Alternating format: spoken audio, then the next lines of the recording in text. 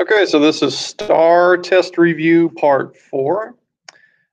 This first question here says, although these organisms belong to the same phylum, they are classified as different what? So we have these 4 different organisms here, and they each have a scientific name. And remember that the first name of the scientific name is the genus name, and the last name is the species name. So this is Paramecium aurelia, Paramecium caudatum, so on and so forth. Now you'll notice that each of these 4 organisms has the same first name, or in other words, they have the same genus name, but their second name is different, and the second name is a species name. So because they have different species names, that means that they are in a different what?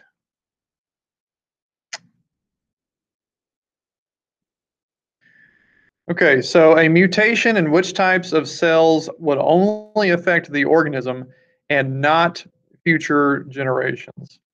So remember that the only DNA that ends up in the baby is whatever DNA is in the sperm and whatever DNA is in the egg. Because that DNA, when it combines, that's going to make the baby's DNA. So if there is no mutation in the DNA that's in the sperm and there's no mutation in the DNA that's in the egg, there will be no mutation in the baby. But if there is a mutation in the sperm DNA or the egg DNA, then the baby will have that mutation. So, um, which one of these answer choices? There's only one answer choice that does not mention either sperm or egg, and that's the one that it's going to be.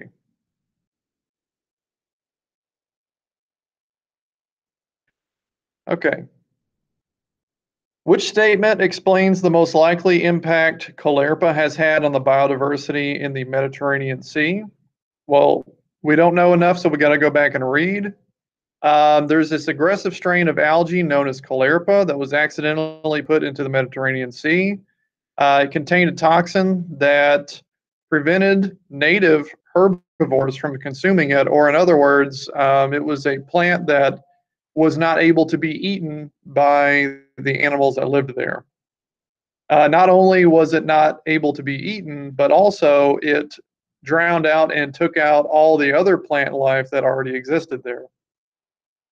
So if it killed off all the plant life and the animals couldn't eat it, obviously the animals were going to die as well of starvation. So we have the number of plant species going down. We have the number of animal species going down.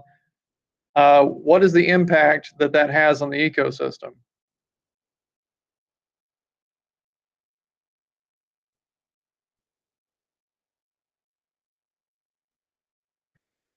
Okay, so we have a sequence of DNA here. This is the DNA sequence. Remember, it's just made up of GCATs. And we have to take this DNA sequence and say what amino acid sequence would be made from this DNA sequence. So remember that the DNA has the information on which proteins to make and how to make them. So why are we talking about amino acids? Why are we trying to look at DNA and figure out what amino acids are being made? Doesn't DNA make proteins? Well, yes. Remember, proteins are made up of amino acids. So when I say DNA is used to make proteins, what I really mean is DNA is used to make amino acids, which get put together to make the protein. So this DNA strand tells you which amino acids to make and in what order to make them in. And those are going to be put together to make the protein.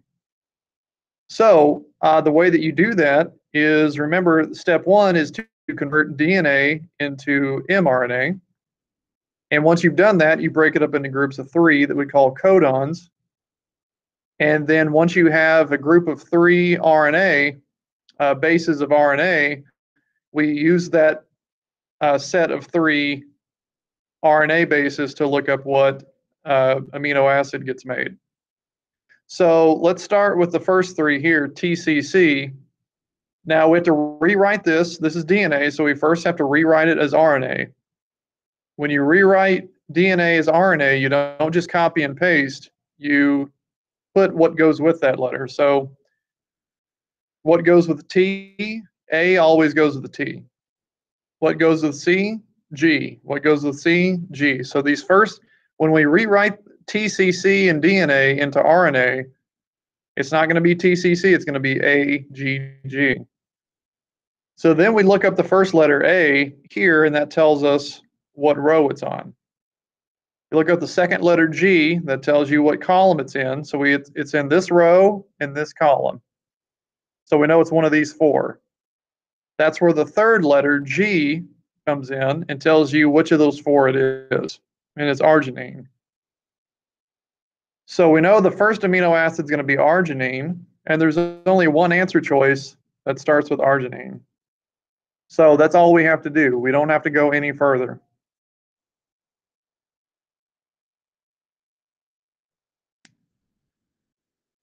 Which statement best explains the importance of the root hairs to the stems and leaves of the plant? So root hairs are just roots. There's big roots, and then there are smaller roots that come off the bigger roots, and they're called root hairs, but in reality, they're just roots. Okay? So you could very easily just rephrase this question as, what statement best explains the importance of roots? Well, what do roots do? Roots soak up water and nutrients from the soil for use by the plant. So you're just going to tell me which answer choice says that. This is a very simple one. Don't overthink this. What do roots do? Tell me what roots do. That's it. Okay. This next question, you might recognize this rabbit. Remember, this is the rabbit that is white during the summer, but when it gets cold in the winter, its fur turns black. The question is, which of these best explains why the hair that grew back where the ice pack was placed was black and not white? Well, what happened? Well, a scientist shaved an area of white fur off this rabbit's back. They taped an ice pack to it to make the skin cold in that part. And the area, when the fur grew back in that spot, it grew back black. Why? Well, obviously, when the rabbit's skin sensed a temperature change, it triggered the activation of the black hair genes. Now, the black hair genes were always there. Even when the rabbit's totally white, the black hair genes are still there. They're just turned off, and the white hair genes are turned on. But when the rabbit's body senses cold weather, cold temperatures, it triggers an activation of the black genes to be turned on. And then black fur will grow. Because remember, genes can be turned on or off, and factors in the environment can cause these genes to be turned on or off. So in this case, it's temperature. So you're just going to tell me which answer choice says that the rabbit's body sensed colder temperatures and activated the black hair genes.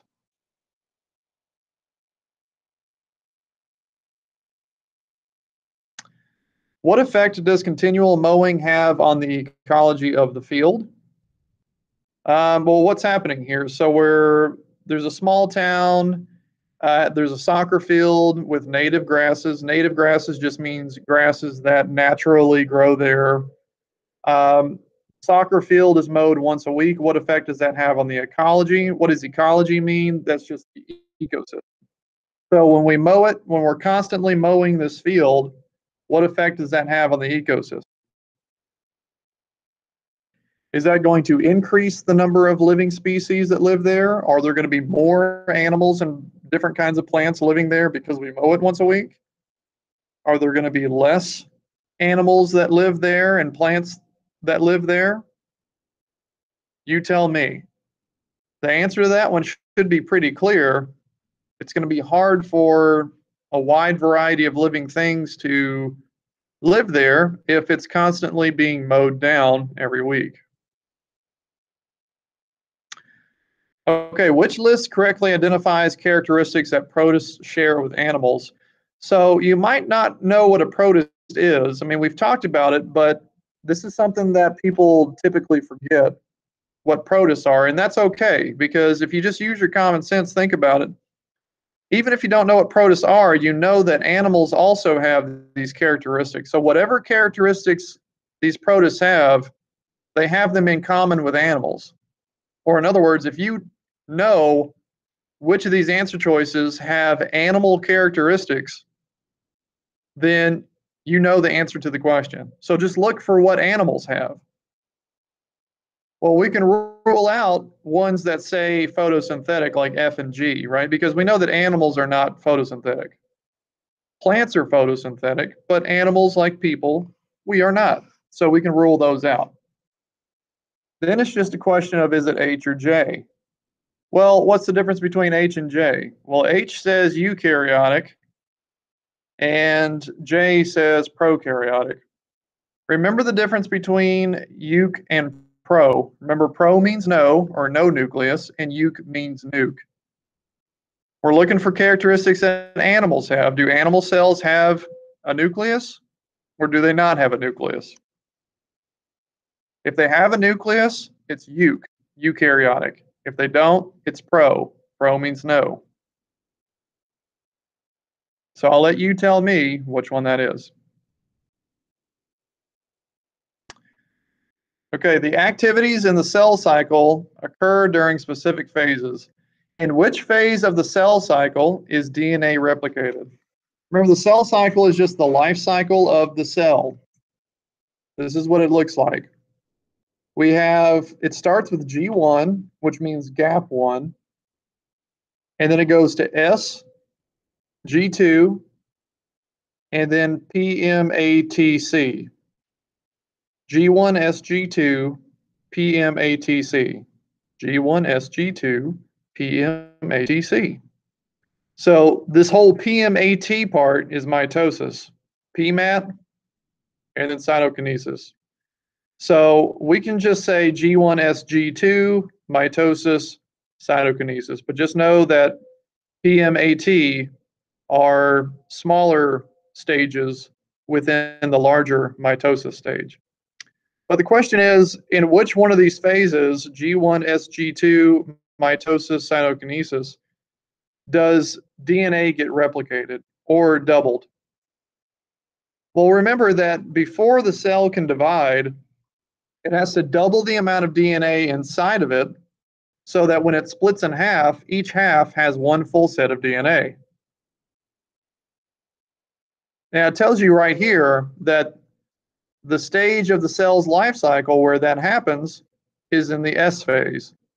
DNA is replicated during the S phase. So this is when the DNA gets doubled. And then later on, during mitosis, the cell will split in half. And at the end, you'll have two cells, each with one full set of DNA, because we doubled it before we split in half.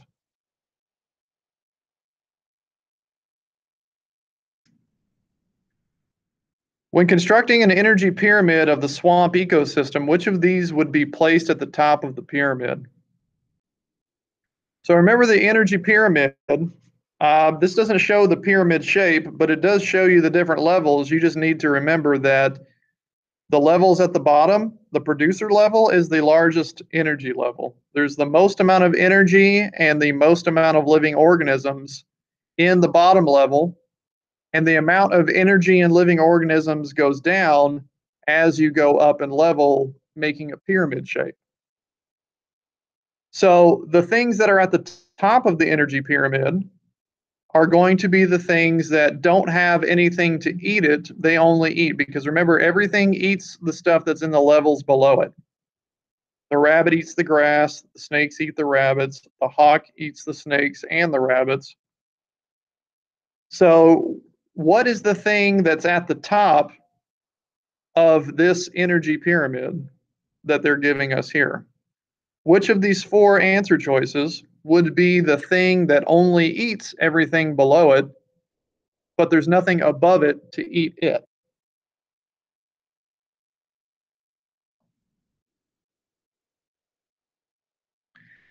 Which of these explains the success of the white cattail? Well, we have to go back and read more about the white cattail. What is the white cattail? Well, it's a hybrid species of plant that's a result of a cross between this cattail and another cattail. Their names aren't important. What's important is that two other cattail species, they bred together and they have a hybrid baby, which is a mixture of each of the originals. So this is a mix of the first two. Over time, the white cattail has established itself in the wetlands of Midwestern states. What explains the success of the white cattail? Well, it was able to establish itself. It was successful. So the white cattail would not be able to establish itself if it wasn't well suited to the environment. So it's obviously more well suited to the environment than the parents, or maybe not more well suited, but just as well suited. So it would not happen. That would not happen if it was not, if it didn't have characteristics that made it successful. So rule out all the answer choices that do not have anything in there that would make the cattail be more able to survive. This one you just kind of have to use common sense on and use logic to explain why it would have been able to be successful in its environment.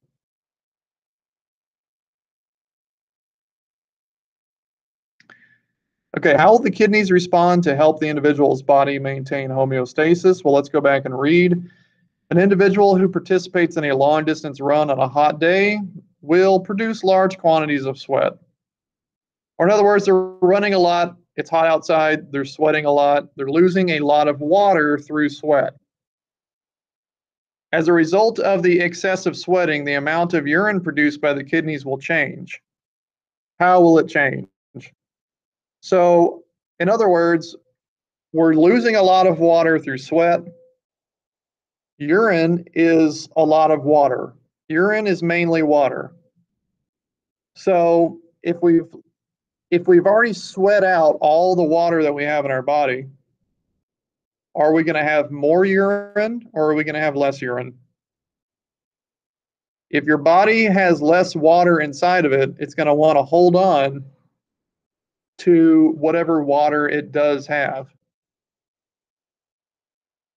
So you tell me, will the urine production go up or down? And why? Is it to maintain pH? Or is it to conserve water, to eliminate excess salt, absorb more nutrients? So you have to tell me, will the amount of urine go up or down, and why? And it's just common sense.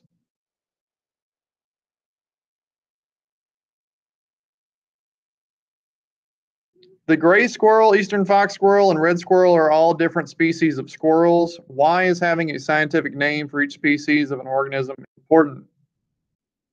Well, remember the confusion that can happen when you have common names for species. Like, for example, this is a common name for pumas. The scientific name is Puma concolor. But that's the scientific name. There's only one scientific name. But look at all these common names for that same exact organism. These are all the same. These are all the same organism. So we have all these different common names that this one organism is called, but in different parts of the country they call it different things. So you can see how that'd be very confusing. So the reason we have scientific names for certain species is to avoid that confusion, because one species can be called by many different names in different places. So anytime you have a question about why do we have scientific names, it's always to avoid confusion.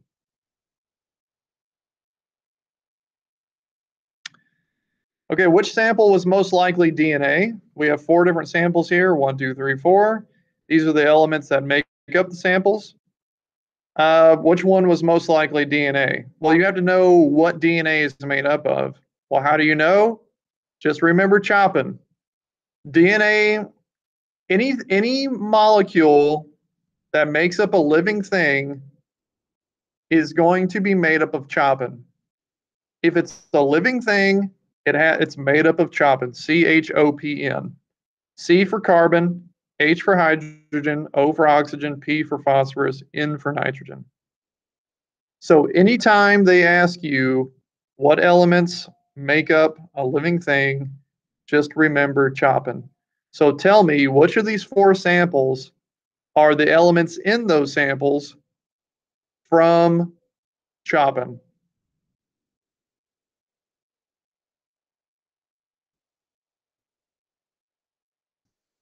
Which statement explains why these fungi are an important part of the biogeochemical cycle? This just means the circle of life.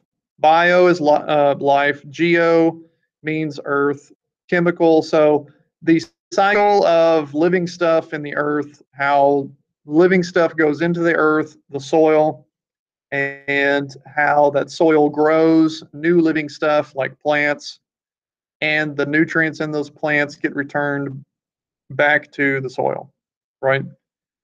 Um, Fungi feed on dead and decomposing organisms. Okay, so they decompose dead stuff. So how does that contribute to this cycle of putting nutrients from dead stuff into the soil and those nutrients being used to grow new plants, which will eventually die and go back into the soil and be put back into the soil by these fungi?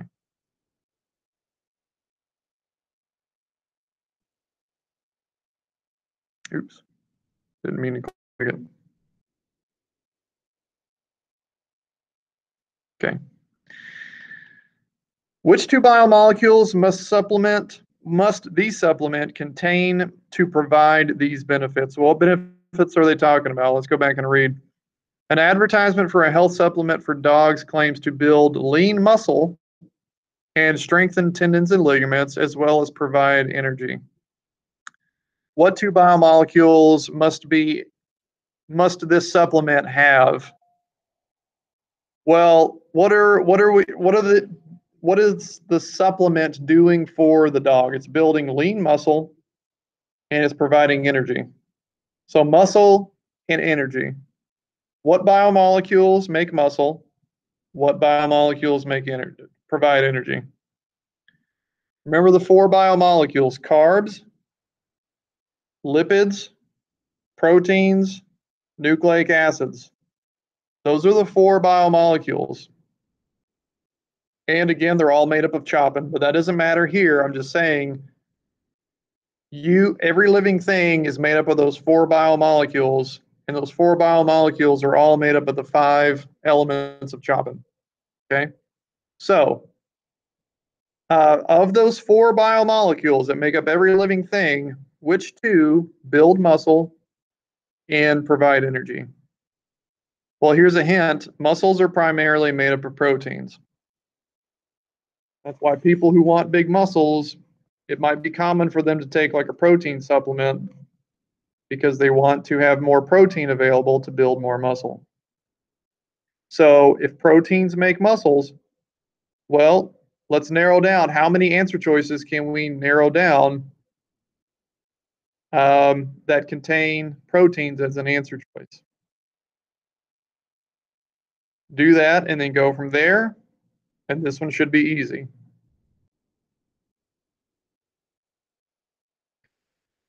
Okay, the expansion of the ranges of tropical fish was most likely caused by, well, let's look at what's happening. That's not enough information. Scientists have observed many types of tropical fish moving beyond their traditional ocean ranges into waters that have been historically more temperate. Temperate means not too hot, not too cold, somewhere in the middle. Okay, comfortable. That's what temperate means. These fish compete for food with native fish, consuming much of the kelp forest and beds of seagrass. That's not important. What's important is, why did the fish leave where they were? That's what they're asking. Why did the fish, the tropical fish, what was the reason for them leaving where they were and going to a place that's more temperate? Or, in other words, a more comfortable temperature.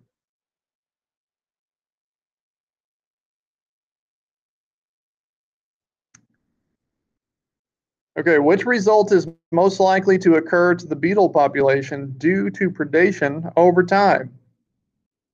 This one's easy. So we got the bird that's eating the beetles. We have light beetles and we have dark beetles. The ones that blend in more are going to get eaten less. So they're going to live longer and they're going to have more babies and spread those light skinned beetles' genes more than the dark beetles, which stand out, and they're going to get eaten more, right? So their numbers are going to go down. So all you have to do is tell me, pick the answer choice that says what I just said. You're just explaining what's happening.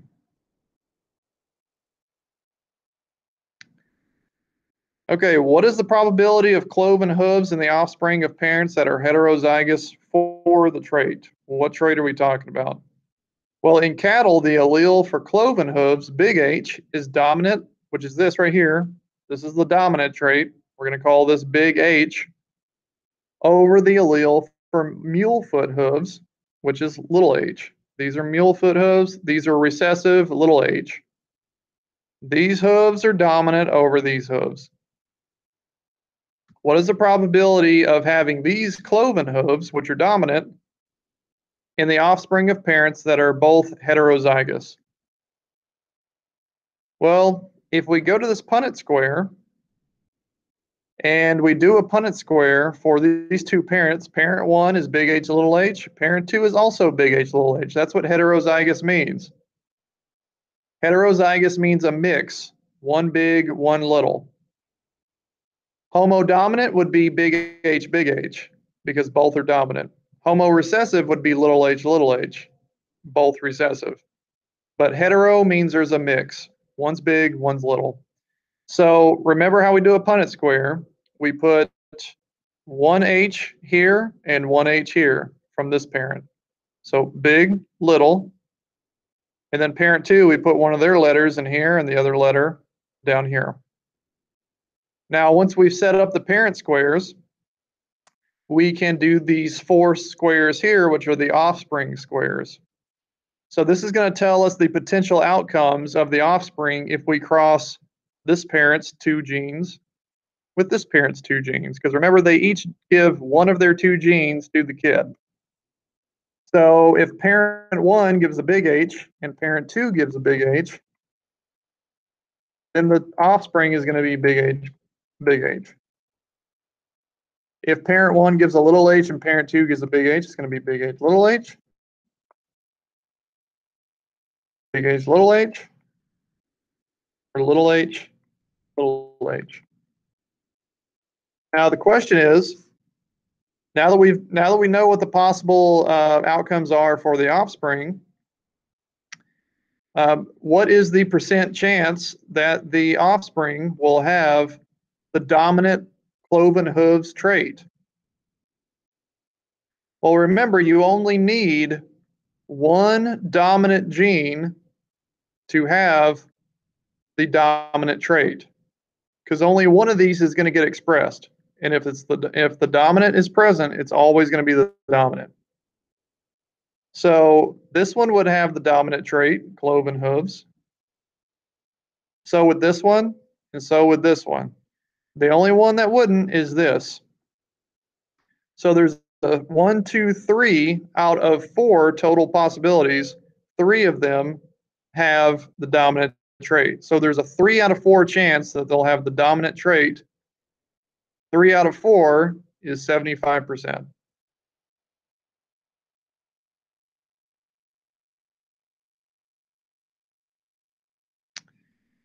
Okay, last one. A corn plant produces both male and female flowers. This is common in the plant world for one plant to have both male parts and female parts. The male flower forms the tassel and the female flower forms the ear of corn. So the tassel is the male part. That's where the pollen is. And remember, pollen is just plant's version of sperm. The sperm is in the pollen. So pollen is just the plant's version of sperm. And the eggs are on the silks. So if we want to make a baby plant, just like in people, we need the sperm to combine with the eggs. The sperm is in the pollen, the eggs are in the silks. If we want the sperm to combine with the egg, we need the pollen to combine with the silk. Don't overthink this one. You're literally just telling me which answer choice says that the pollen from the silks, from the tassels, need to combine with the eggs on the silks. And that's the ball game.